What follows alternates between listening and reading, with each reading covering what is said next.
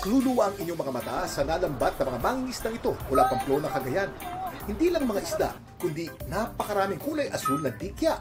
O kung tawagin sa kanilang probinsya, lulu. Madalas po akong nagbibideo sa mga nagdadaklis, which is yung dragnet fishing. Yung lambat nila is, akala po namin isda. Yun pala is mga jellyfish na. Ang mga lulu, madalas daw lumilitaw sa mga dagat ng Cagayan tuwing Hunyo at Hulyo. Pero ang comment section na in-upload ng video ni Oliver, halos malunod sa tanong.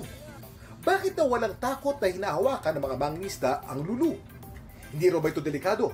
Pag natalsikan ka, makatilang siya, lalo na po sa mga sensitive na area. Sanay na po mula pagkabata, alam na po namin na jellyfish po yun. Kuya Kim, ano na? Ang mga lulu, kilala rin daw sa tawag na jelly blubber o blue blubber jellyfish. Binansagan man silang blue blubber, pero meron ding mga species ng dikyang ito na kulay puti o brown.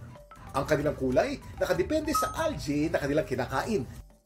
Di tulad sa napakadelikadong box jellyfish, mild lang daw ang sting ng mga lulu. Pero maaari pa rin daw magdulot ng rashes kung maraming beses mas sting nito.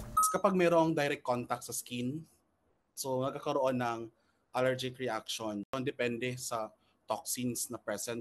But ang pinakamadaling prevention for that is ibabad lang sa suka for 15 seconds. Kaya mainam pa rin na iwasan ang mga ito kung makakakita rito sa dagat. It's also an indicator na there could be ecological imbalance. Indicator na parang kukonti na yung mga natural predators. Laging tandaan, importante ang may alam. Ako po si Kuya Kim at sagot ko kayo 24 oras.